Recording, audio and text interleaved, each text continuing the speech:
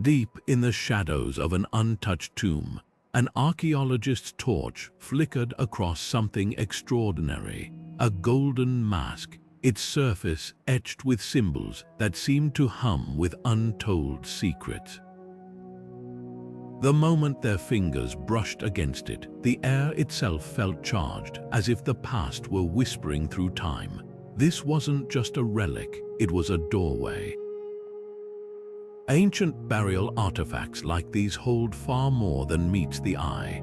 They're fragments of divine conversations, coded messages from civilizations who believed death was just the beginning. What if these objects weren't merely buried with the dead, but meant to guide them?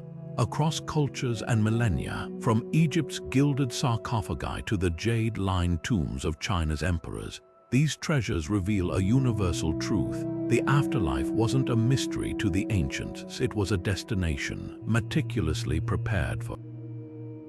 Today, we're unraveling the sacred patterns hidden in these artifacts, decoding the rituals that bound the living to the dead, and uncovering why some tombs were designed to be more like portals than resting places.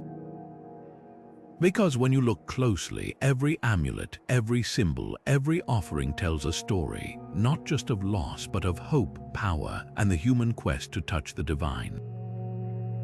Ready to listen? Let's begin. To the ancients, death was never an end, it was a journey. And like any great voyage, it required careful preparation. That's why burial artifacts were far more than grave goods. They were sacred tools, meticulously chosen to ensure safe passage into the unknown. Take Egypt's canopic jars, for example. These ornate vessels held the preserved organs of the deceased, each one guarded by a different god, Hapi protecting the lungs, Imseti the liver. But they weren't just practical, they were a divine insurance policy, ensuring every part of the body would be recognized and reunited in the afterlife. Half a world away, Chinese emperors took this concept even further. Their jade burial suits, woven with thousands of precious stone tiles, weren't just displays of wealth. They were armor against decay, designed to preserve the body eternally so the soul could ascend unburdened. These objects whisper a startling truth. Ancient cultures saw the afterlife as a mirror of their own world, complete with hierarchies, dangers, and even paperwork. A pharaoh's golden scarab wasn't just jewelry, it was a passport stamped with spells to outwit underworld gatekeepers. A noble's ceramic food offerings weren't just sentimental, they were rations for the long road ahead. And here's what's truly fascinating. The more elaborate the burial, the clearer the message. A king buried with chariots and weapons wasn't just being sentimental, he was asserting his right to rule beyond death itself. These artifacts reveal a cosmic blueprint, one where the living and the dead remained connected through rituals, symbols, and objects charged with intention. But what if there's more to these treasures than meets the eye? What if their shapes, materials, and even placement held coded messages about the universe itself? The golden mask of Tutankhamun may have dazzled the world, but it was the whispers of a curse that truly captured imaginations. When Howard Carter's team opened the Boy King's tomb in 1922, rumors spread like wildfire, especially after Lord Carnarvon, the expedition's financier, died mysteriously months later. Newspapers blamed supernatural forces, claiming hieroglyphs warned of death coming on swift wings for those who disturbed the pharaoh's rest. But how much of this legend is fact, and how much is Hollywood-fueled fantasy? Historical records reveal a more nuanced story. While Carnarvon's death coincided with the discovery, most of the excavation team lived long, uneventful lives, including Carter himself. Scientists later theorized that ancient molds or bacteria sealed in the tomb could have infected those with weakened immunity, turning a biological hazard into a sensational myth. Yet, even today, the curse endures in pop culture, a testament to our fascination with the idea that the past might retaliate when disturbed. But here's the twist: not all ancient artifacts carry ominous warnings. Some were designed as gifts to the gods, intended to bestow favor rather than fear, like the Mesopotamian cylinder seals buried with prayers for prosperity, or the Celtic torque necklaces believed to channel divine protection. Perhaps the real curse isn't etched in hieroglyphs at all, it's our own tendency to mistake reverence for dread. Because while tombs guard their secrets fiercely, they also offer something far rarer, a glimpse into how the ancients bridged the gap between mortality and eternity. Consider the Great Pyramid of Giza. Its four sides align with near-perfect precision to the cardinal directions, a feat requiring mathematical knowledge so advanced it baffles modern engineers. But this precision wasn't just architectural pride, it was celestial engineering. The ancient Egyptians designed their tombs as cosmic antennae, aligning passageways with Orion's belt, believing the constellation housed the soul of Osiris, their god of the afterlife. Step inside and the chambers follow the golden ratio, a mathematical proportion found in everything from galaxies to flower petals, a harmony the ancients deemed sacred. The Mayans took this further, constructing stepped pyramids like those at Palenque with staircases precisely angled to capture the sun's rays during solstices, turning stone into solar calendars that guided the dead. These weren't mere buildings, they were spiritual technology. Every corridor's slope, every chamber's dimensions whispered the same truth. Geometry was a language of the gods. Hidden ratios in tomb walls amplified prayers, while ceiling paintings mirrored star maps to steer souls through the underworld. Even the artifacts placed inside adhered to this sacred math. Jade beads arranged in Fibonacci spirals, alabaster vessels shaped like fractals. Why? Because the ancients saw numbers as divine bridges. A pharaoh's sarcophagus wasn't just centered in its chamber by accident. Its position created a resonance field, a concept modern physicists now study as cymatics, the science of how vibrations shape matter. The deeper we look, the clearer it becomes. These tombs were never just monuments to the dead. They were transmitters designed to channel cosmic energy into the afterlife, turning burial rites into acts of celestial navigation. And if the structures themselves held such power, imagine what secrets lie waiting in the objects nestled within their walls. Among the most mesmerizing artifacts ever pulled from ancient tombs are the burial masks of kings, faces frozen in time, crafted not just to preserve likeness but to transform the wearer into something beyond human. Tutankhamun's golden mask, with its piercing lapis lazuli eyes, didn't merely depict the young pharaoh. It became him in the afterlife, its shimmering surface reflecting the divine flesh of the gods themselves. Gold wasn't chosen for its beauty alone, it was the skin of the sun god Ra, a metal that never tarnished just as the soul never died. But halfway across the globe, another civilization sought eternity through a different medium. When the Mayan ruler Pakal was laid to rest in Palenque, his face was covered not in gold, but in jade, a stone so revered it was thought to contain the breath of life.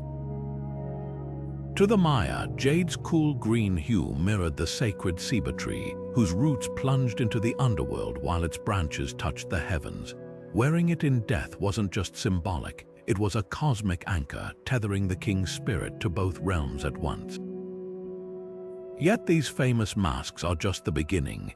Dig deeper, and you'll find the hauntingly lifelike death masks of Mycenaean Greece hammered from thin sheets of gold, their features so personalized they seem to whisper across millennia.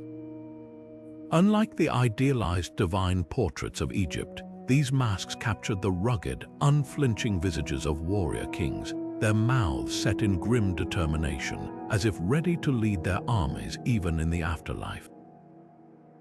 And then there are the enigmatic lacquered masks of China's Han Dynasty, layered with hemp and silk to create a second skin, painted with pigments that outlasted the flesh beneath. Each culture's choice of material reveals a hidden blueprint of belief. Where gold promised divinity, jade offered renewal, and lacquer became a shield against oblivion. But masks were just one piece of a grander ritual. Why stop at preserving a face when the entire body could be armored for eternity? Jade suits stitched with gold thread, linen wrappings inscribed with spells, even masks layered over masks, each layer a new key to unlock the next world. And if the face was this carefully guarded, imagine what else rulers took with them. Jeweled daggers, ivory game boards, perfumed oils, every object a deliberate choice, a whispered negotiation with the unknown. What does it say about us that the mightiest civilizations poured their finest artistry into preparing for death, not just celebrating life, perhaps because they understood something we've forgotten, that burial rites aren't about endings but transformations. And when a king's mask is lifted after centuries, it's not just a relic we uncover, it's a mirror, reflecting our own unbroken quest to conquer the final frontier. Beneath layers of soil and time, a glint of gold catches the light, not just adornment, but armor for the soul. Funerary jewelry was never merely decorative, it was a language etched in symbols that bridged worlds. Take the Egyptian Eye of Horus, carved into amulets placed over the hearts of the dead. This wasn't just a lucky charm, it was a spiritual sensor, believed to watch over the deceased as they navigated the treacherous scales of the underworld. And it worked in tandem with other pieces, a serpent bracelet to repel chaos, a scarab ring to roll the sun into rebirth each dawn. But this symbolic vocabulary wasn't unique to Egypt. In Viking burials, warriors were laid to rest with intricate brooches shaped like the Valknut, three interlocking triangles that whispered of Odin's hall, where the chosen would feast eternally. These designs weren't arbitrary, they were maps guiding the wearer through mythic landscapes only the dead could traverse.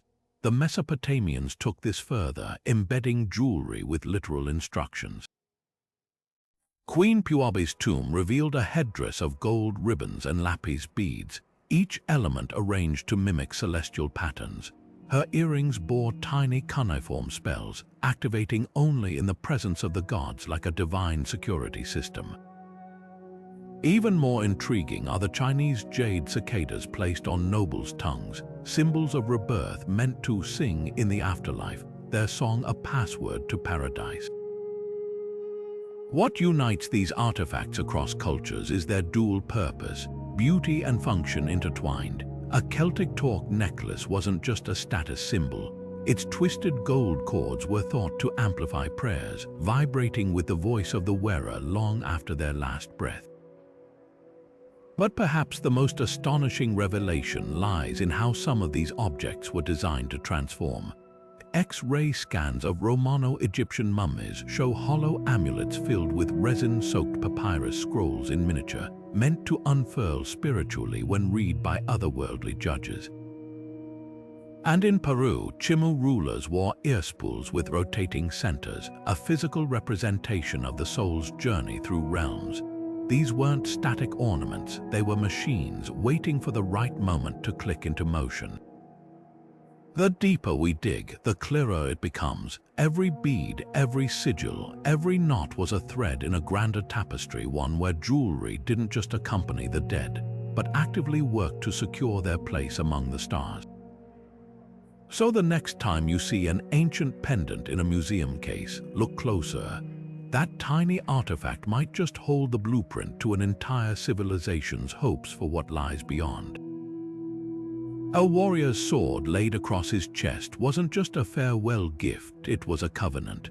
Across continents and centuries, from the silent ranks of China's terracotta army to the mist-shrouded barrows of Celtic warlords, weapons buried with the dead carried a weight far beyond their metal. These weren't mere possessions, they were promises. When archaeologists uncovered the tomb of a Bronze Age chieftain in Germany, his ceremonial dagger rested beside him, its blade deliberately bent. This ritual killing of the weapon puzzled researchers until they realized it mirrored sacrifices found in Viking burials, where swords were heated and folded, rendering them unusable in this world to ensure they'd serve their purpose in the next. But why weapons at all? Some cultures believed the afterlife was a battlefield. The terracotta armies, thousands of clay soldiers, each armed with real bronze weapons, stood ready to defend their emperor in the spirit realm. Meanwhile, Celtic nobles were interred with chariots and spears, not as sentimental tokens but as proclamations. Death wouldn't strip them of their status. Their weapons were diplomatic credentials proving their right to enter the halls of warrior gods.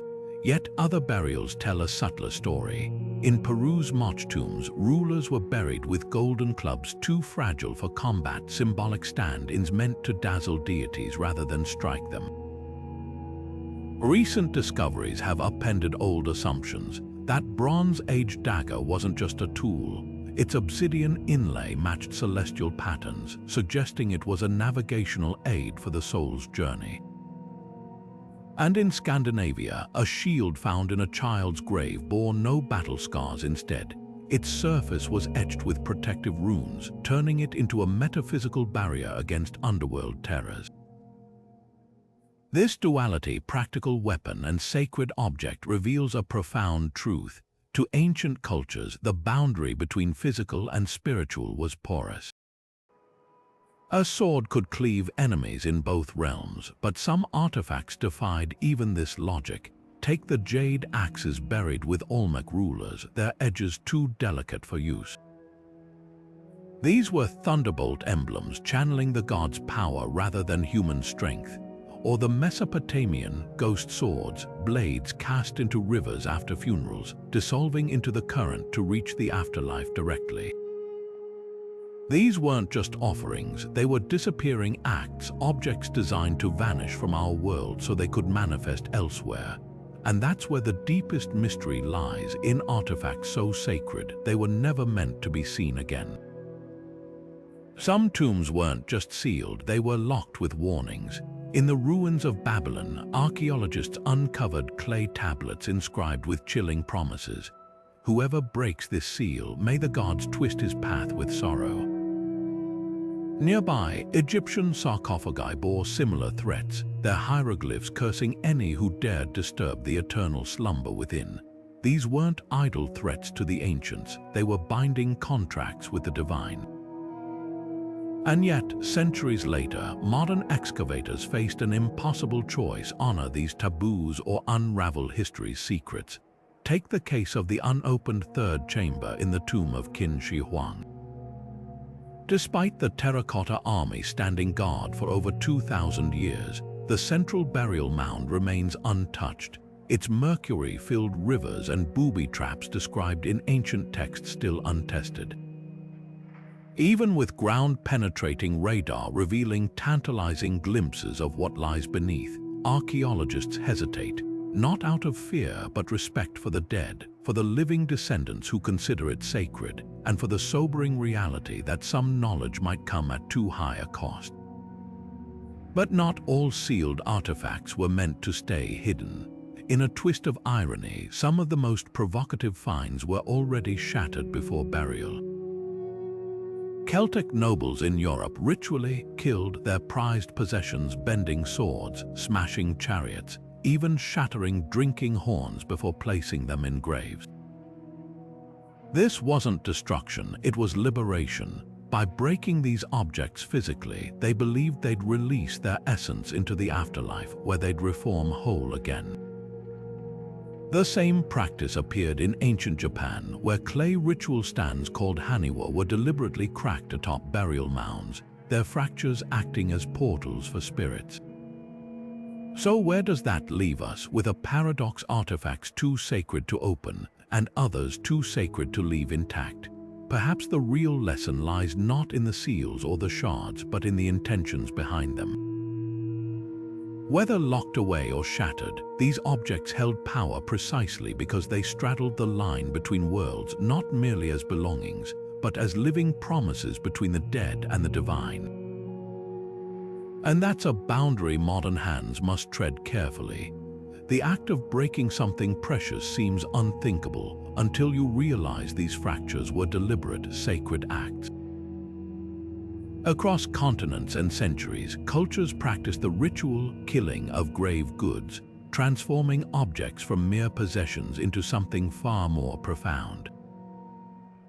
In ancient Greece, heroes were buried with shattered pottery, their shards arranged like puzzle pieces around the body, not as carelessness, but as a key breaking the vessel in this world meant it could reform whole in the next. Meanwhile, halfway across the globe, Native American burial mounds reveal bent copper plates and snapped arrowheads, their deliberate distortions echoing the same belief. To free an object's spirit, its physical form had to be released first. But destruction wasn't the only language of devotion. Some artifacts were wounded in ways that defied logic. Viking swords heated until their blades curled like ribbons, Celtic torques twisted into impossible knots. These weren't acts of carelessness, but alchemy. By deforming metal, blacksmiths mirrored the soul's journey, bending but not breaking. Recent X-rays of a Saxon grave revealed a spearhead ritually notched with 7 grooves, a number sacred across cultures. Was it a countdown to the afterlife or a code to bypass underworld guardians? Theories multiply. Could shattered pottery also have been anti-theft devices? A broken vase holds no value to grave robbers, yet its essence, its purpose remained intact for the deceased. Or consider the haunting, killed mirrors of China's Han Dynasty, their polished bronze surfaces scratched or cracked before burial. Reflective surfaces were thought to trap souls. By breaking them, the living freed the dead from earthly ties. Yet among these fragments, whispers of another mystery emerge. Some broken objects weren't silenced, they were given new voices. A Mycenaean dagger's hilt, snapped cleanly, bears an inscription that only becomes legible when held at the angle of its break. As if the act of killing it activated a hidden message, one meant solely for the underworld's eyes, and that's where the trail grows even stranger. Because next, we'll encounter artifacts that don't just imply messages, they speak them outright, through words etched in languages both familiar and utterly alien. Beneath layers of dust and time, words etched in stone still murmur their secrets. The Rosetta Stone, that famed slab of granite, wasn't just a linguistic key, it was a bridge between worlds, its triple script of hieroglyphs, Demotic, and Greek unlocking voices silenced for millennia. But what were these voices saying? Egyptian burial texts like the Book of the Dead weren't generic prayers, they were customized guidebooks painted on papyrus or carved into tomb walls with meticulous care. Spell 125, for instance, wasn't just a chant, it was a legal defense, arming the deceased with lines to recite before Osiris's tribunal. I have not stolen, I have not lied, I have not made anyone weep. These weren't lofty ideals, they were literal survival tactics for the afterlife, yet not all messages were solemn. In a Roman catacomb, one epitaph chuckles from the shadows, "Here lies Optatus, wine cellar. He traded good wine, now he drinks the worst." Even in death, humor carved its place. Meanwhile, halfway across the world, Chinese burial steles told quieter stories. A Han Dynasty official's epitaph didn't just list titles. It confessed his love for lychees, begging his descendants to leave the fruit at his grave each season. These inscriptions reveal something startling. The ancients didn't just prepare for death, they insisted on being heard, but some scripts weren't meant for human eyes at all.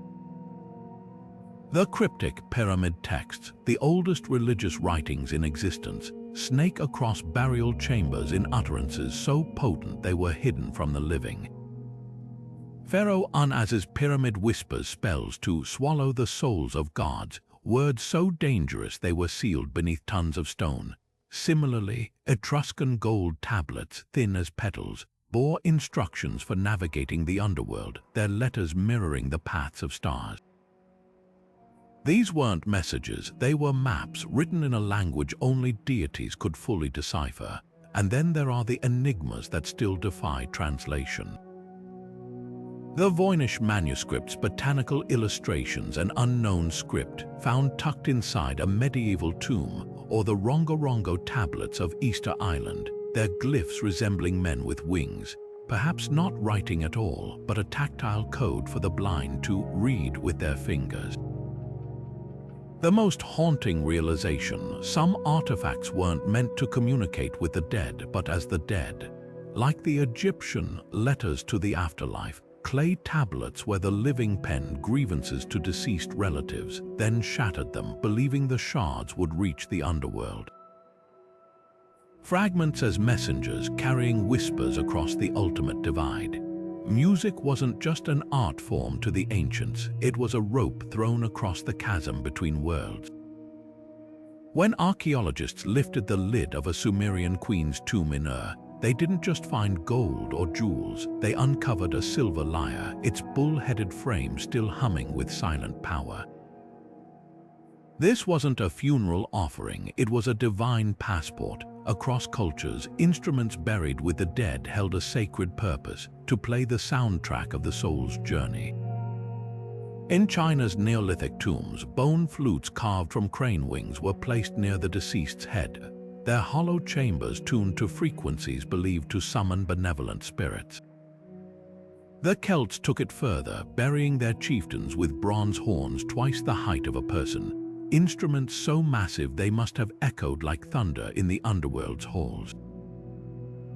But what did this music actually sound like? Thanks to painstaking reconstructions, we can catch whispers of these lost melodies. Take the 40,000-year-old mammoth ivory flute found in Germany's Hohlfels cave. When played today, its pentatonic scale resonates with an eerie familiarity, as if echoing a universal human longing. Even more haunting are the reconstructed harp strings from Egyptian tombs, strung with gut and tuned to harmonic intervals that mirrored the distances between planets. These weren't random notes, they were celestial coordinates, sonic maps to steer the dead through cosmic currents. Yet some instruments defy explanation entirely.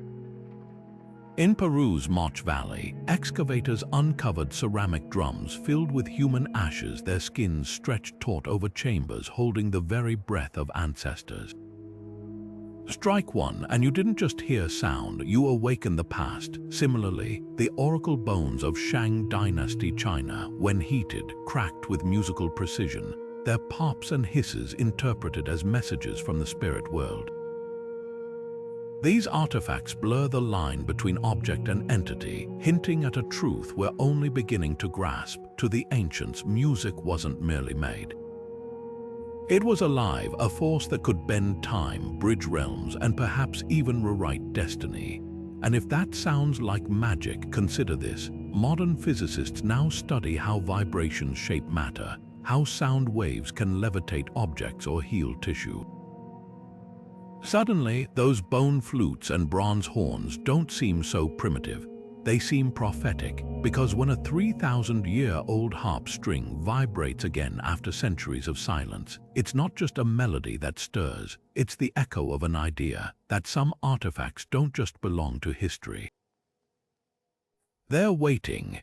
Inside a Han Dynasty noble's tomb, archaeologists found a bronze cauldron still cradling traces of a 2,000-year-old meal, bones shimmering with marrow, grains petrified into tiny golden stones. This wasn't mere decay, it was an invitation. Across civilizations, the dead weren't sent into the afterlife empty-handed. They were provisioned like travelers embarking on the ultimate journey. The Egyptians packed their mummies with figs and honey, while the Vikings tucked walnuts and dried fish into burial ships, each bite a calculated necessity for the road ahead. But some offerings went beyond sustenance. The lords of Sipan, rulers of Peru's Moche culture, were buried with bags of coca leaves, their stimulating properties thought to sharpen the soul's senses for encounters with gods. The logic behind these eternal banquets was startlingly practical. Ancient Chinese texts describe intricate spirit kitchens, miniature stoves, and ceramic dishes placed in tombs, not as symbols but as functional portals. Heat the bronze vessel in this world, they believed, and its counterpart in the afterlife would brim with steaming broth. Even the choice of foods held hidden meanings. Mesopotamian tombs contained barley cakes stamped with royal seals, edible contracts ensuring the dead would dine at the god's table. And in Celtic burials, hazelnuts clustered near skeletal hands, not just snacks but keys. Celtic myth spoke of the salmon of wisdom that ate 9 hazelnuts from a sacred well. Perhaps these nuts carried similar transformative power. Then there's the enigma of mummy wheat, grains allegedly recovered from pharaohs' tombs that sprouted after millennia. Though modern science debunked the tales, those seeds were likely contaminants from later eras. The myth persists, revealing our fascination with the idea that life could lie dormant within death's grasp. But some preservation mysteries remain unsolved. How did Chilean Chinchorro mummies retain traces of seaweed in their stomachs after 7,000 years? Or why did certain Tibetan sky burials include barley dough shaped into ritual cakes that never mold, even in humid conditions? These aren't just quirks of chemistry, they're whispers of rituals that manipulated time itself. Perhaps the most haunting feast was found in a sealed Roman child's coffin. A chicken egg, intact and still liquid after centuries, placed there to symbolize rebirth. When conservators accidentally cracked it, the scent of vinegar used in Roman preservation curled into the air, a final recipe preserved against all odds. These artifacts suggest a truth deeper than superstition. To the ancients, feeding the dead wasn't metaphor. It was science, a way to sustain love beyond the grave, one carefully packed meal at a time. Buried beneath the sands of an ancient Mesopotamian tomb, a small clay jar sits quietly in a museum case, its contents more shocking than any golden treasure. When archaeologists first unearthed this oddity near Baghdad, they dubbed it the Baghdad Battery. Inside, a copper cylinder encased an iron rod, all sealed with asphalt, a setup eerily resembling a primitive galvanic cell. Fill it with citrus juice or vinegar, and it produces a faint electrical current. Was this a 2,000-year-old power source or something even stranger? Theories range from electroplating ritual objects to medical therapies, or perhaps it was never about electricity at all. Some scholars argue it held sacred scrolls, the acidic liquid preserving them like a divine pickle jar. But here's what chills the bones. If this was indeed technology, it implies knowledge lost for millennia, only rediscovered in the 18th century. Then there's the Antikythera mechanism, a corroded bronze puzzle hauled from a shipwreck off Crete, its gears whispering of celestial genius. Dated to around 100 BCE, this intricate device tracked planetary movements, predicting eclipses with precision that shouldn't exist for another 1,000 years. But here's the twist. It was found alongside statues and jewelry, as if buried with a wealthy traveler's belongings. Was it a navigational tool for the afterlife, a cosmic map to steer the soul through starry currents? Or proof that ancient engineers possessed skills we've only begun to unravel? Even more enigmatic are the out-of-place artifacts, objects that seem to defy their era entirely. Like the Viking Ulfbert swords, forged with crucible steel so pure it wouldn't be matched until the Industrial Revolution, or the Chinese seismoscope from 2,000 years ago that could detect distant earthquakes. Buried in tombs, these weren't just buried, they were hidden, as if their creators feared the knowledge they held. But what if some of these artifacts weren't meant to be inert relics? The Nimrod lens, a polished crystal disc from Assyria, could focus sunlight into a beam. Was it a magnifying tool, a fire starter, or part of a larger, lost optical device? And then there are the Peruvian spirit stones, quartz spheres found clutched in mummy hands, still warm to the touch after centuries. Laboratory tests show no measurable energy, yet those who have held them swear they pulse like living things. Theories about these objects spiral in wild directions. Were they ancient time capsules deliberately planted to transmit knowledge across epochs, or accidental survivors of civilizations that rose and fell long before recorded history? One thing's certain: when we label them ritual objects, we might just be admitting our own ignorance, because the line between sacred and scientific blurs when you stand before an artifact that hums with purpose, as if it's not done working yet. And that's where the next mystery begins, with objects that don't just whisper from the past but might still be speaking. Some artifacts don't just carry history, they seem to carry something darker. Take the infamous unlucky mummy of the British Museum, a painted coffin lid that's allegedly triggered misfortune for over a century. Staff reported eerie whispers in its presence, while visitors claimed their cameras malfunctioned near its glass case. One curator swore the artifact's painted eyes followed him across the room, and others blamed it for sudden illnesses, even the sinking of the Titanic. But here's the twist: the lid doesn't even contain a mummy, so why the legends? Science offers clues. Low-frequency infrasound emitted by certain artifacts can induce unease or even hallucinations, perfect conditions for a haunting. And our brains are wired to see patterns, transforming random misfortunes into narratives of cursed objects. Yet some stories defy easy explanation. In Mexico City's National Museum of Anthropology, a quartz crystal skull was removed from display after night guards reported hearing it scream. Laboratory tests found no mechanical explanation, but indigenous elders weren't surprised. They'd long warned that certain stones hold trapped spirits. Similarly, a Viking amulet in Oslo's collection was relocated after conservators documented temperature drops around it, their notes describing an unnatural cold that seeped into their bones. Skeptics call it suggestion, but those who have felt it swear otherwise. The truth may lie in intent. Many cursed artifacts were never meant to harm, they were guardians. The so-called Hand of Glory, a mummified witch's hand used as a lantern in medieval Europe, was believed to paralyze intruders. Modern tests revealed its wax contained belladonna, a toxin that could induce temporary paralysis when burned. What was once superstition might have been crude science. Even the unlucky mummy's hieroglyphs, once translated, revealed pleas for protection, not malice. This duality, fear versus function, reaches its peak with healing relics. The Aztec Ejecalcocauscatl, a jade wind jewel, was said to cure illness when placed on a patient's chest. Recent studies showed jade emits far-infrared waves that improve circulation, suggesting ancient healers understood its properties intuitively. Similarly, Tibetan singing bowls buried with lamas produce frequencies now used in sound therapy. Perhaps the line between cursed and curative isn't as clear as we think.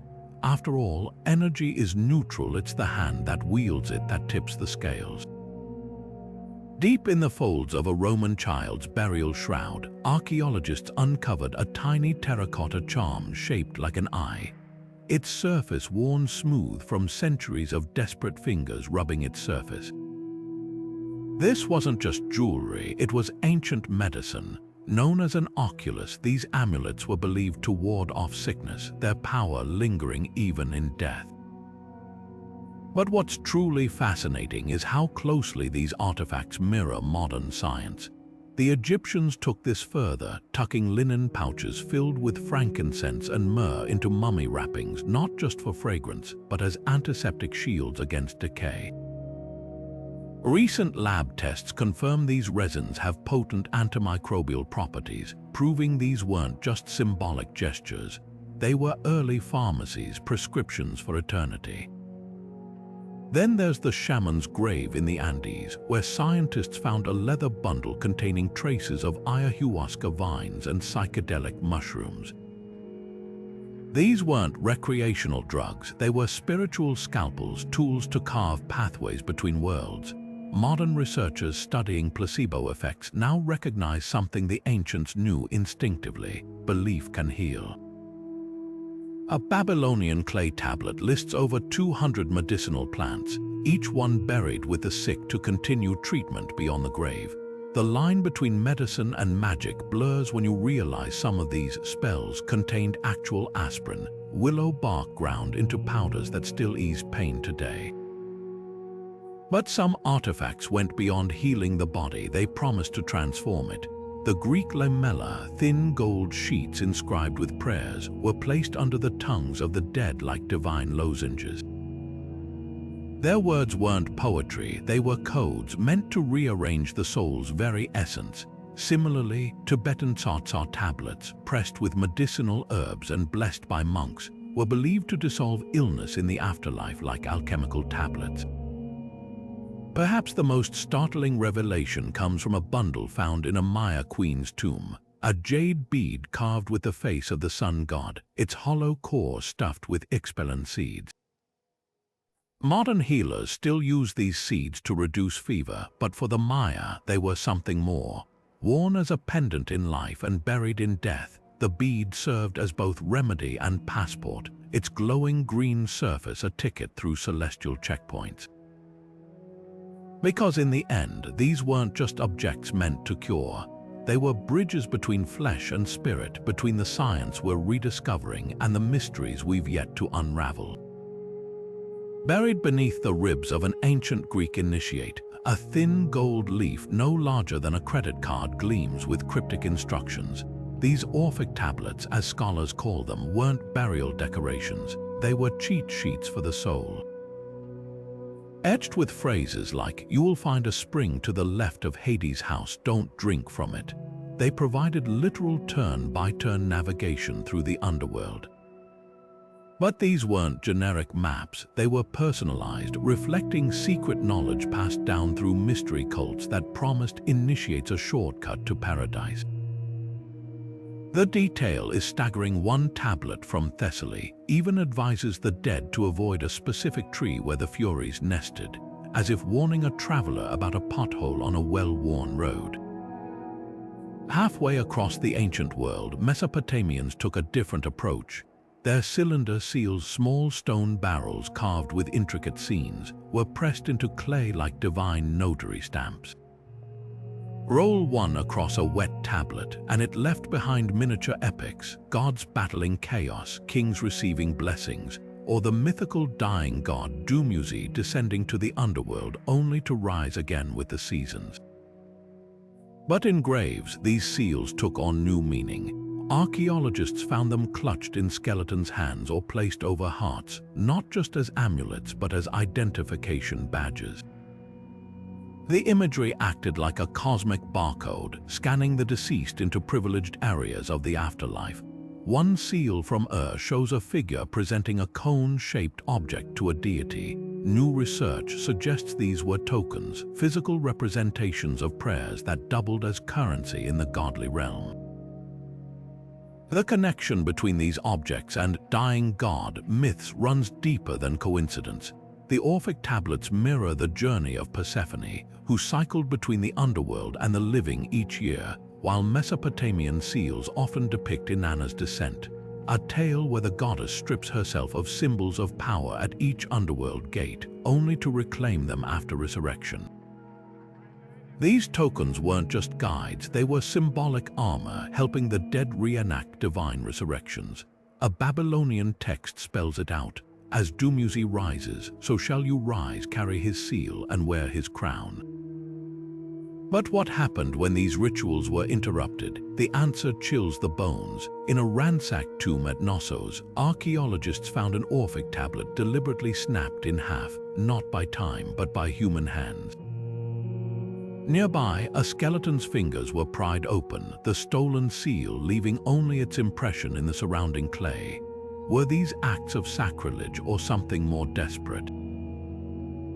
Ancient curse tablets from the same era speak of souls trapped between realms due to improper burials, while Mesopotamian omen texts describe ghosts who cling to the living having lost their tokens. The message is clear. These small objects weren't just spiritual accessories, they were the difference between wandering the underworld's labyrinth and stepping into the light. Perhaps the most haunting evidence comes from Egypt's Book of the Dead. A passage warns that without the proper amulets, the soul would starve in a field of reeds watching others feast. It's a stark reminder that in the ancient mind, the afterlife wasn't a given, it was a puzzle requiring exactly the right pieces. And when those pieces were stolen, broken, or misplaced, the consequences weren't just metaphysical. They were etched into the bones of history itself, in tombs where the dead were buried clutching nothing but air, their divine maps torn away. The thieves came under cover of night, their torches casting long shadows across the Valley of the Kings as they chiseled through sealed doorways. But this wasn't some modern heist, these were crimes etched into antiquity itself. Papyrus scrolls from the reign of Ramses IX document the trial of tomb robbers who confessed to breaking into pyramids, looting gold, and even stripping the linen wrappings from mummies to sell as charms. These weren't mere burglaries, they were spiritual sabotage. To the ancient Egyptians, a robbed tomb wasn't just a financial loss, it was a cosmic disruption, severing the deceased's connection to the afterlife. Without amulets, spells, or offerings, the soul risked wandering forever, unable to recognize its own body in the underworld's halls. Centuries later, colonial expeditions turned plunder into policy. When Napoleon's scholars emptied Egypt's graves to fill European museums, they treated artifacts as trophies, not sacred objects. The Rosetta Stone itself was seized by British forces from the French, its hieroglyphic secrets unlocking history while its spiritual purpose lay forgotten. In Peru, Spanish conquistadors melted down Inca funerary gold into ingots, erasing intricate symbols meant to guide rulers through the afterlife. Each theft carried an unintended consequence. These objects, designed to function in specific rituals, became inert curios behind glass, their power muted, their stories fragmented. Yet today, a quiet revolution unfolds. Museums from Berlin to Boston are repatriating looted artifacts, acknowledging their roles as caretakers, not owners. When Germany returned 20 Benin bronzes to Nigeria in 2022, it wasn't just about justice, it was about restoring spiritual continuity. These brass plaques, torn from a royal palace by British troops in 1897, were more than art, they were ancestral portraits, conduits for communication with the dead. Similarly, the Metropolitan Museum's recent surrender of 30 Khmer statues to Cambodia honored their original purpose, to house divine energy in temple sanctuaries, not gallery pedestals. But here's the unsettling paradox. Some artifacts seem to resist their own recovery. Take the case of the mummified, screaming man found in Deir el-Bahri, his face frozen in agony, his burial chamber ransacked in antiquity. Modern CT scans revealed something eerie. His mummification was botched, his organs left inside to rot. Was his anguished expression a warning from the gods against desecration? Or consider the jade burial suit of Chinese Prince Liu Sheng, discovered in 1968. Its thousands of plaques meticulously rewoven by archaeologists after centuries of disarray, as if the tomb itself willed its own restoration. Which raises a chilling question. What if certain artifacts weren't just stolen but allowed themselves to be found? Because next, we'll encounter objects that seem to have orchestrated their own discovery, emerging from the earth at precise moments, as if guided by hands beyond our understanding. A farmer's plow snagged on something hard in the dry Shaanxi soil, an obstacle that would shake history. When Yong Jifa and his brothers started digging that March morning in 1974, they expected a rock. Instead, they uncovered a life-sized clay face, its painted eyes staring up through 2,000 years of earth as if it had been waiting for them. This wasn't just chance, it was the first of thousands of terracotta warriors, an entire army silently biding its time until the modern world was ready to see them. Across the globe, similar stories whisper of artifacts that seem to choose their moment. In England, a dog named Pickles unearthed the Jules Rimet World Cup trophy buried under a hedge after its notorious theft. In Norway, children playing near their homes stumbled upon a Viking sword lying exposed after heavy rains, its blade still sharp enough to slice through centuries.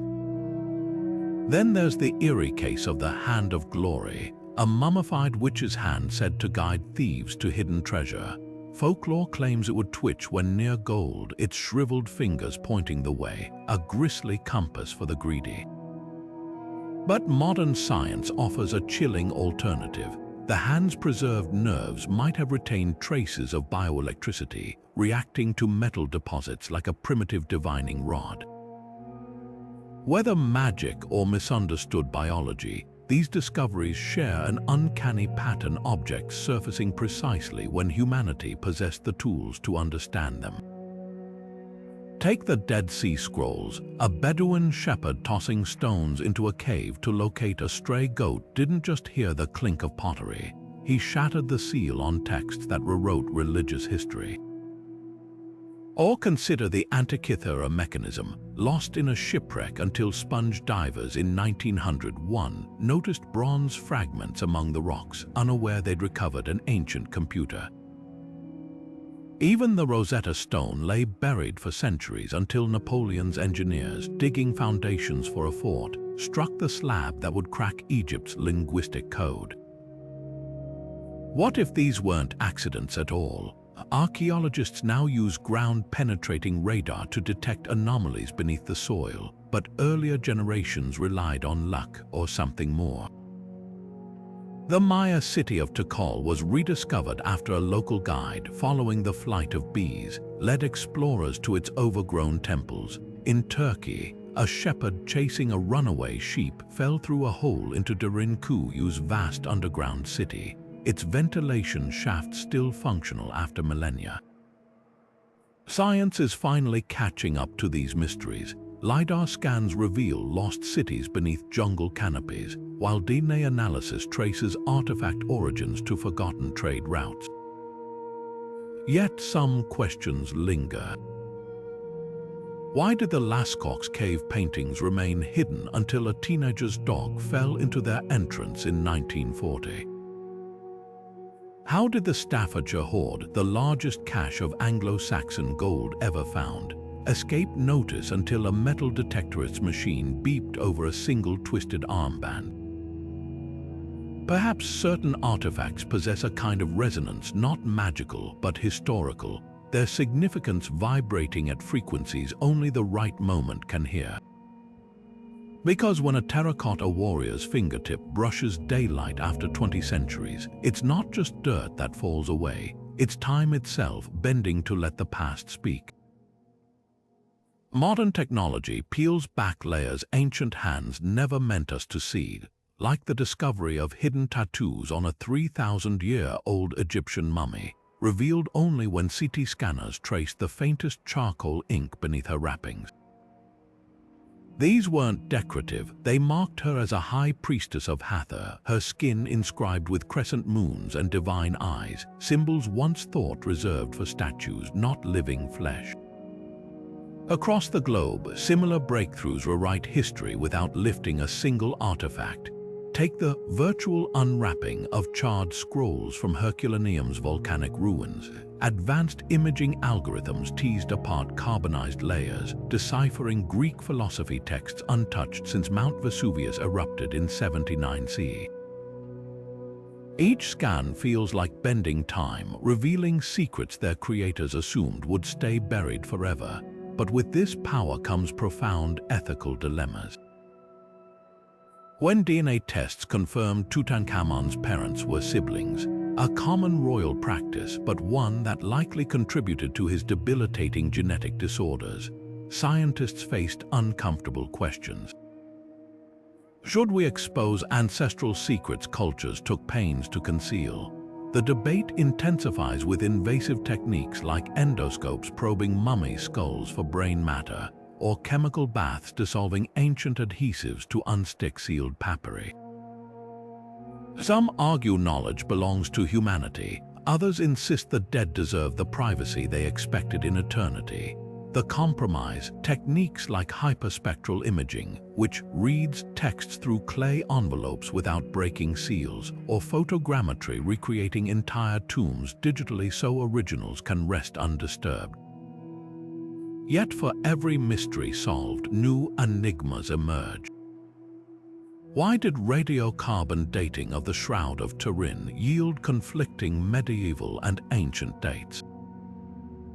How does the Phaistos disc's mysterious symbols, stamped into clay 4,000 years ago, resist every decoding algorithm we throw at it? And what are we to make of the Nazca mummies, controversial specimens with elongated skulls and three-fingered hands, that some scientists dismiss as hoaxes while others insist merit further study?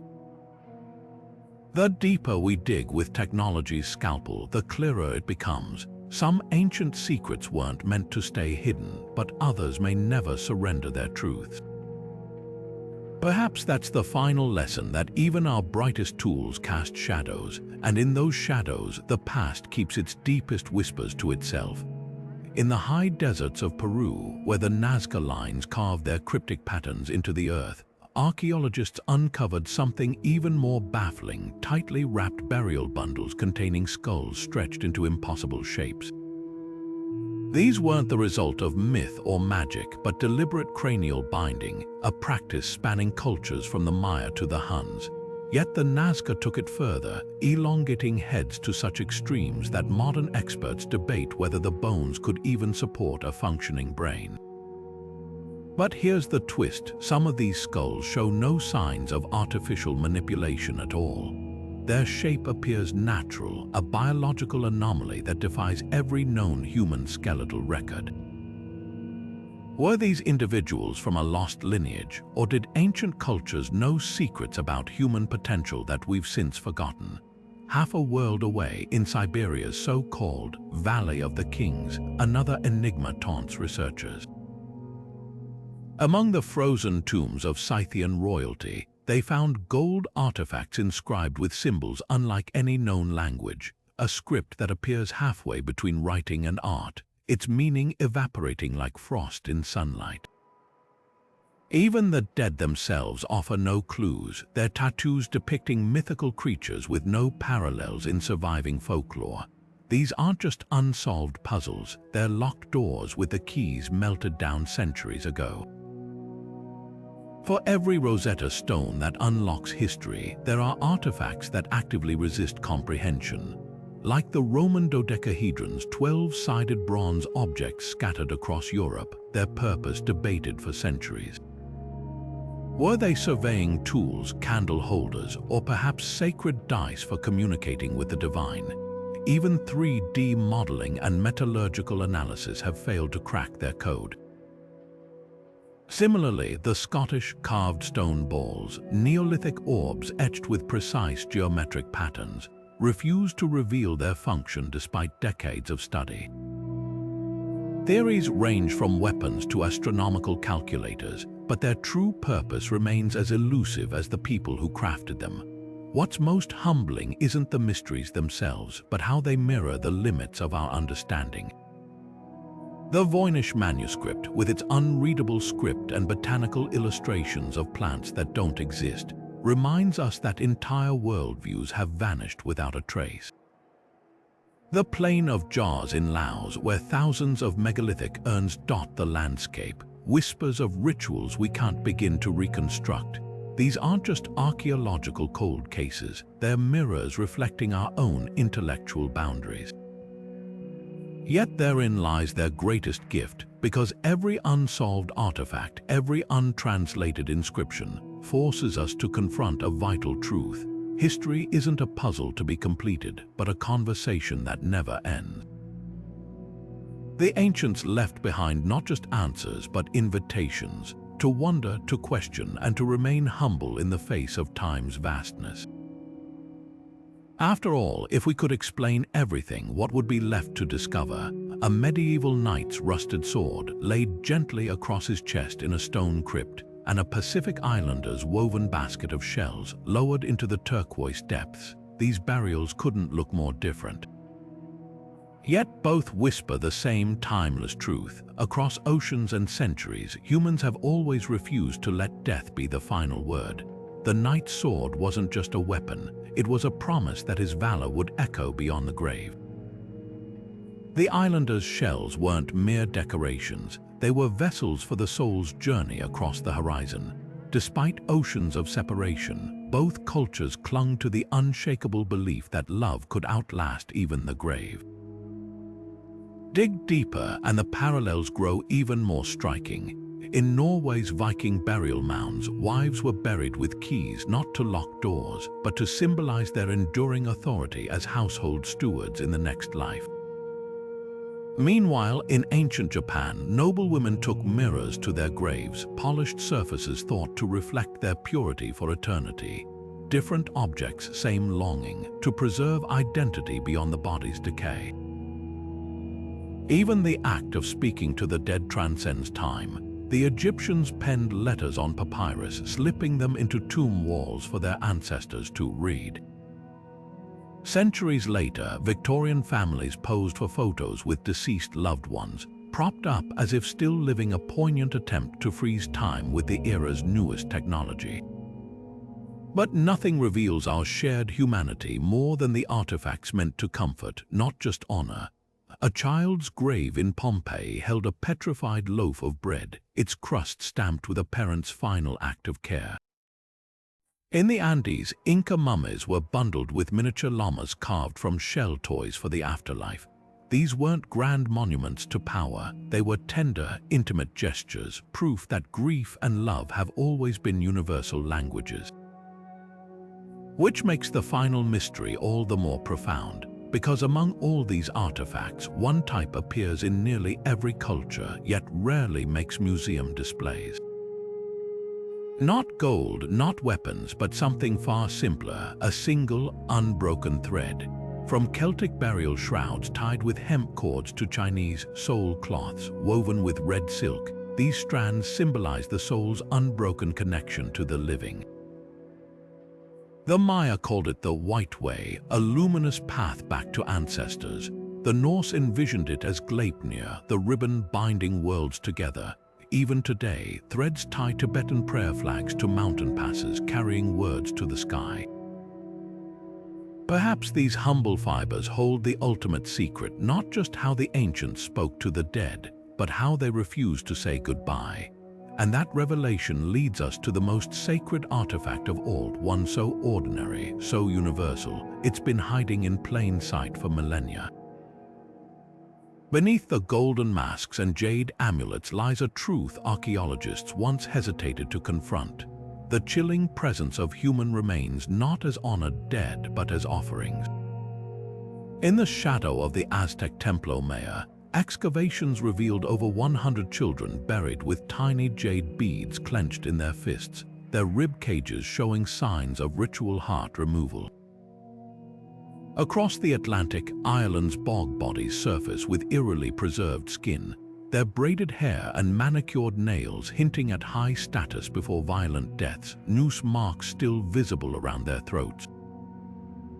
These aren't random acts of brutality, they're structured ceremonies where violence and reverence intertwined in ways that unsettle modern sensibilities.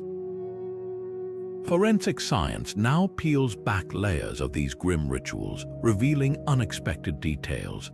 Isotope analysis of Carthaginian child sacrifices, long dismissed as Roman propaganda, shows many were well-fed locals, not enslaved captives, buried with terracotta amulets depicting smiling deities. Were these victims willing participants, or did cultures interpret consent through a lens we no longer understand?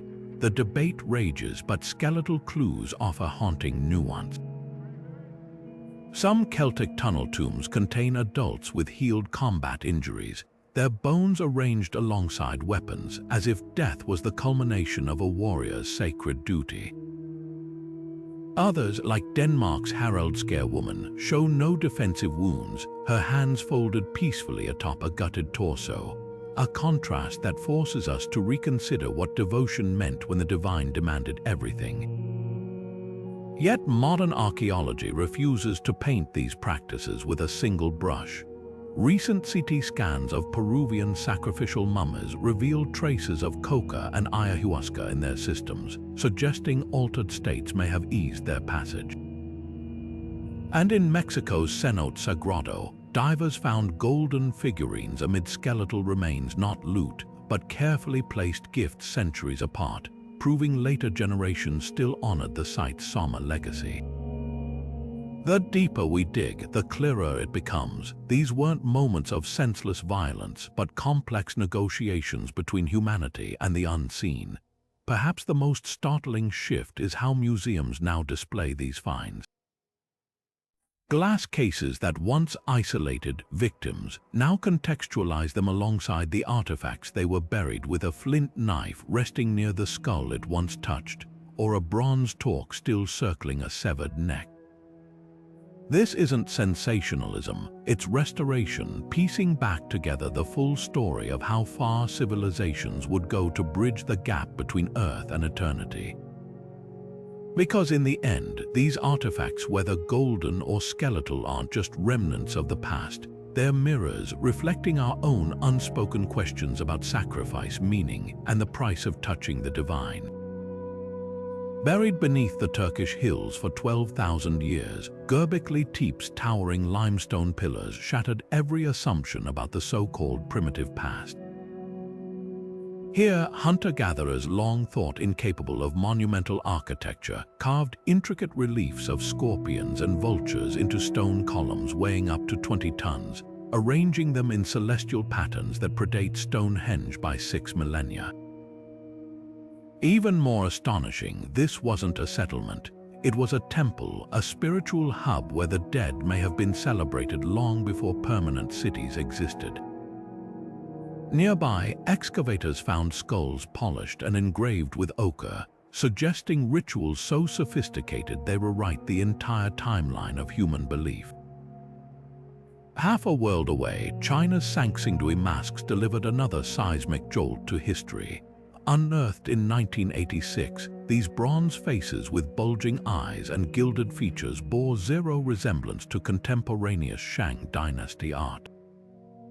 Their existence hinted at a lost civilization thriving parallel to ancient Egypt, one that mastered metallurgy and iconography so advanced, it forced scholars to scrap old narratives about linear cultural evolution.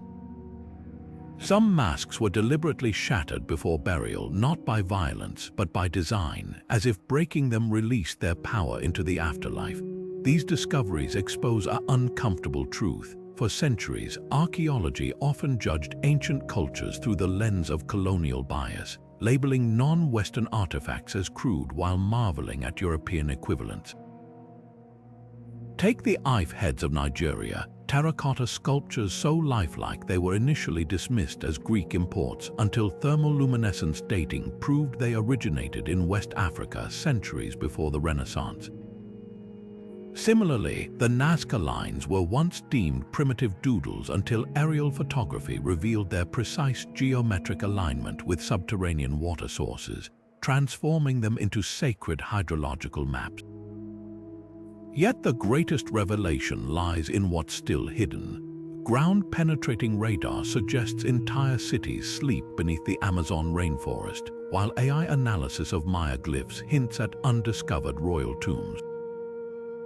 With quantum imaging and underwater drones, we're on the brink of uncovering civilizations that might make Göbekli Tepe seem recent.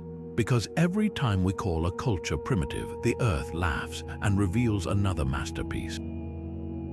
The real mystery isn't what these artifacts tell us about the past, it's what they'll force us to admit about ourselves.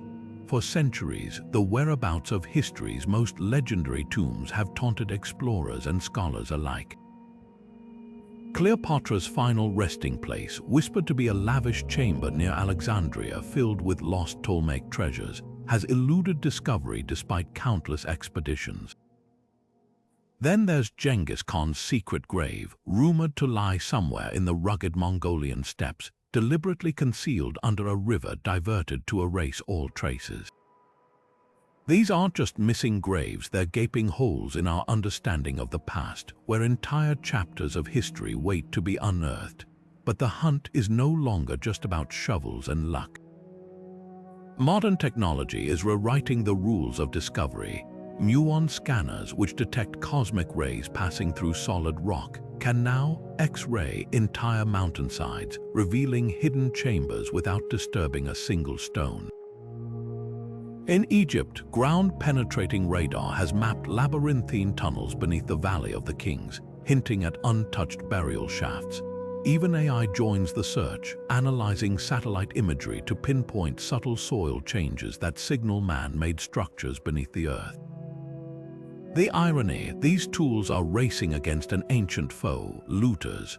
Armed with drones and black market tech, tomb raiders now operate like paramilitary units, stripping sites bare before archaeologists can intervene. The recent theft of a golden sarcophagus from a Cairo storage facility proves no artifact is safe, no matter how well guarded. Yet for every lost tomb, there's a glimmer of hope. Local communities, once sidelined, are now frontline allies, like the Mongolian herders who patrolled Genghis Khan's suspected burial grounds, preserving their ancestors' legacy. Meanwhile, citizen science projects invite armchair detectives to scour satellite data for clues, turning global viewers into virtual explorers. The real question isn't just what remains hidden, but how we choose to uncover it. Because the greatest treasure isn't gold or jewels, it's the chance to hear these stories told by the objects themselves before time or greed silences them forever.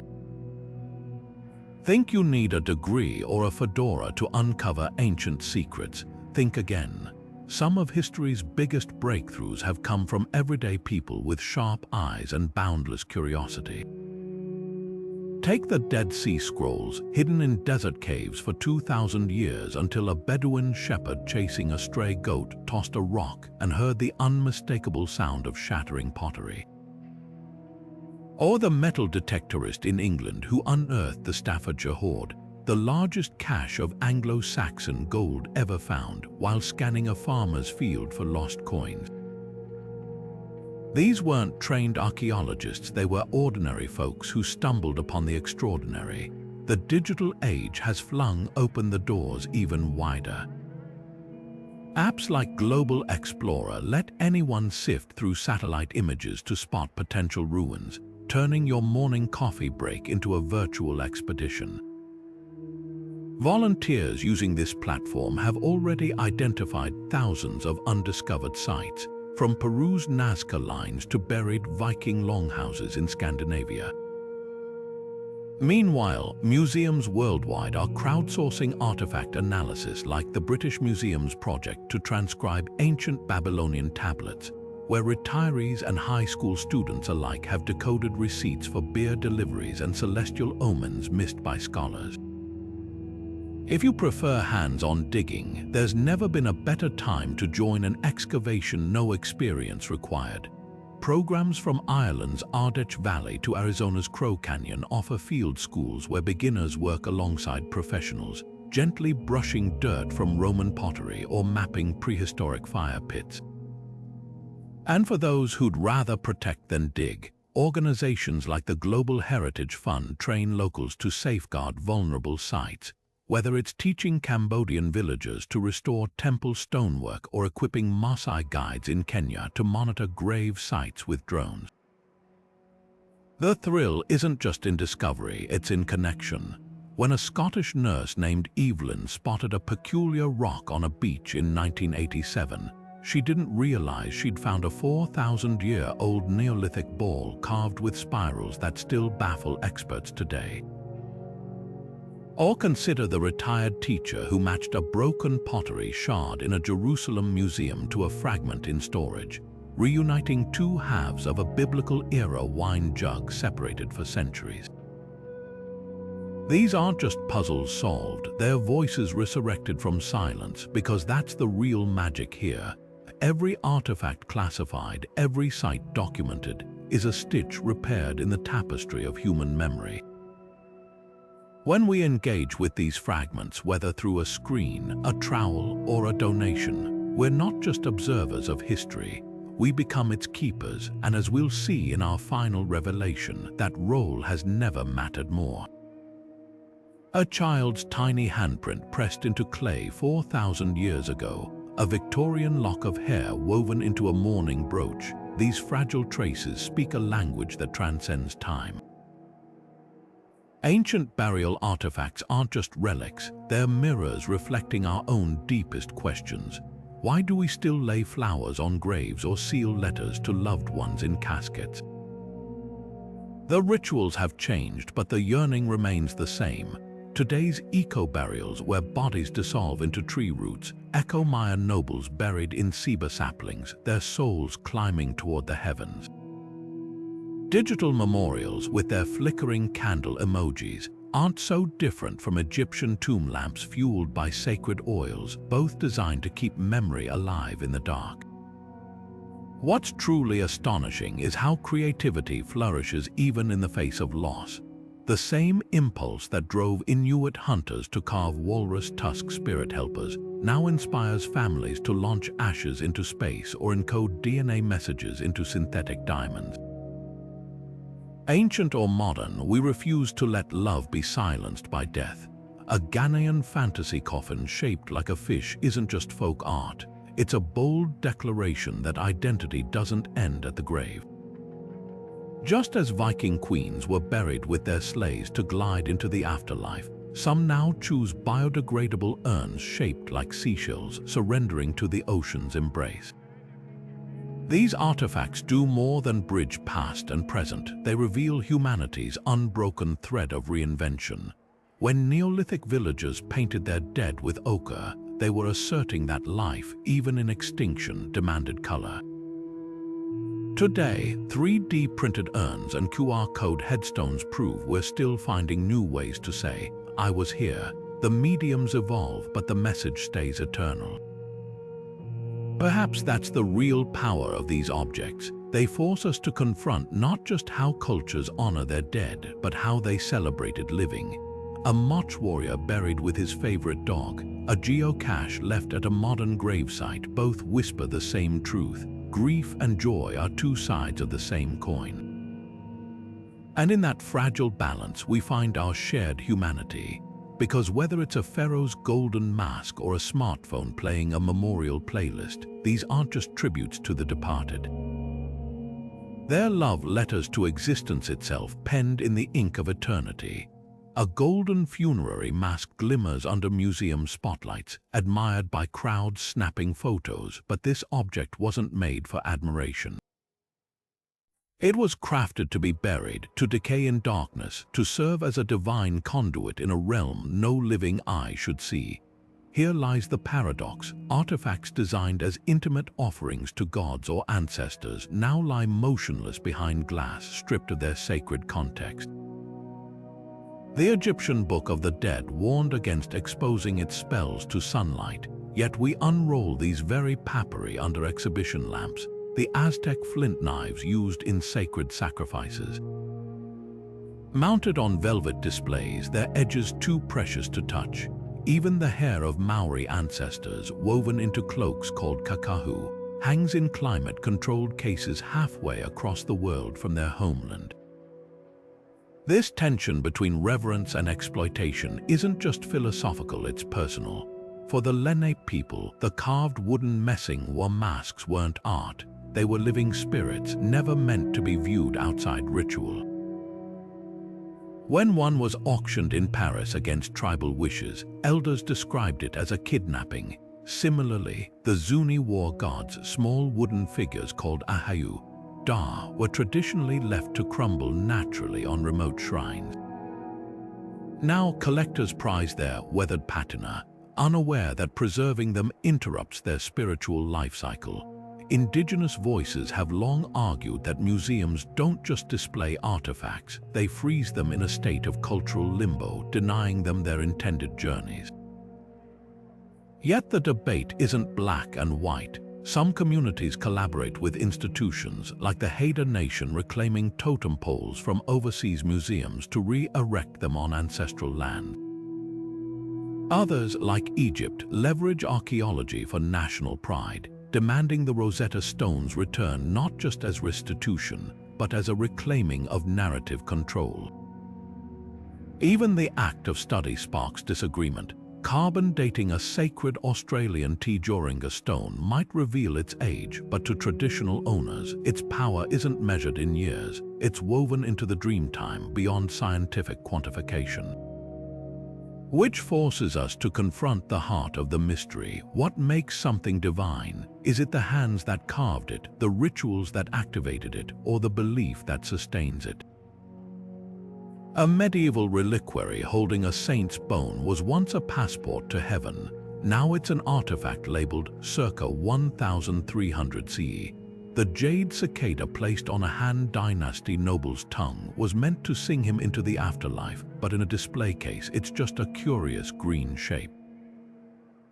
Perhaps divinity isn't inherent in the object at all, but in the space between it and those who engage with it. After all, the same gold that lined a pharaoh's coffin also fueled conquests. The same hands that wove a child's burial shroud could have wielded a sword. And that's the final lesson these artifacts teach. Nothing is ever just one thing. A tomb isn't just a grave, it's a time capsule, a political statement, a love letter etched in stone. A mask isn't just wood or gold, it's a face the living once spoke to and one day will become. The true paradox isn't that these objects are sacred and profane. It's that they're both at once, shifting with the gaze of each new generation. Because the divine was never in the artifact itself. It's in the human hunger to reach beyond what we can hold, to whisper across the chasm of time, and to believe against all odds that something out there whispers back. A tiny wooden horse, its paint long faded, rests in the corner of a 2,000-year-old mass grave, its worn edges smoothed by the fingers of a child who once clutched it in life and perhaps in death. What passes through us when we hold such an object? Is it simply carved wood, or does some fragment of that child's laughter still cling to the grain? Ancient cultures certainly believed artifacts retained echoes of their owners. The Egyptians inscribed ushabtis with activation spells, turning figurines into literal servants in the afterlife. The Romans placed feeding tubes in graves, piping wine directly into the earth so the dead could drink. These weren't metaphors, they were functional rituals bridging worlds. Modern science offers colder explanations. Resonance theory suggests objects vibrate at frequencies shaped by their history, while quantum physicists ponder whether consciousness leaves imprints on matter. But then there are the anomalies, the burial mask that made a conservator's hands blister as if burned, the Celtic talk that hummed when scanned, its frequency matching a hymn from its era. Coincidence, perhaps, yet when archaeologists unearthed a Viking woman buried with a set of iron keys, they found the metal unnaturally warm to the touch despite the frozen soil. Tests showed no chemical reaction, no hidden energy source, just warmth. The most haunting evidence might lie in what we can't measure. Take the terracotta rattle from Pompeii, found in the ruins of a nursery. Shake it today and it still whispers with dried seeds inside, a sound last heard by ears long turned to dust. Or the Inuit spirit doll from Alaska, its blank face deliberately faceless so it could wear the expressions of ancestors. Museums keep it in a locked case after night guards reported hearing lullabies near its display. Perhaps the dead don't speak through artifacts at all. Perhaps we're the ones who can't stop listening. When we press our palms against the cool glass of a museum case, we're not just observing history. We're leaning in, hoping against logic, against time, that something leans back. From cursed tombs whispering with forgotten threats to jade suits stitched with cosmic maps, we've traced humanity's oldest conversation not with death but with what comes after. These artifacts were never just grave goods, they were love letters penned in gold and clay, sealed with the hope that memory could outlast marble. Think of the Egyptian scribe buried with his ink palette still wet, or the Viking child tucked into the earth with a wooden horse. Each object pulses with the same defiant message: this life mattered. Archaeologists often call tombs time capsules, but that sells them short. A capsule implies something passive, waiting to be opened. These were active devices engineered to bridge worlds.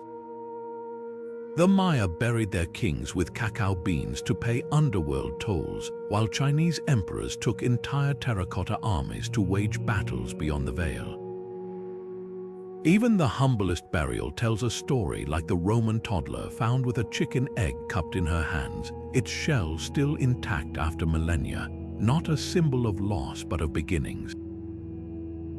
That's the revelation hidden in plain sight. Every artifact we've uncovered, from Tutankhamun's golden mask to the Baghdad battery's mysterious charge, wasn't created for darkness. It was made for light. The intricate star charts painted on Egyptian coffin lids, they weren't just guides for the dead. They were celebrations of a universe so magnificent, our ancestors couldn't bear to leave it behind. The Celtic warriors buried with shattered swords, their broken blades were promises to fight again in another world. As archaeologist Dr. Miriam Kaufman once said while brushing dust from a Mycenaean death mask, to uncover the dead is to listen to the whispers of eternity.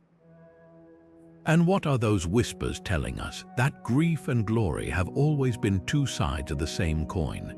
That the same hands which carved sarcophagi also rocked cradles, built cities, and reached for the stars. So here's your invitation. Scroll back through history's greatest hits in the comments. What's the burial artifact that haunts your imagination? A terracotta warrior's unblinking gaze, the eerie perfection of the Antikythera mechanism, or maybe you've stood before a museum case and felt the uncanny sense that the object was watching you back. Hit subscribe if you're ready for more journeys into the shadows where history still breathes, because the past isn't finished speaking, and neither are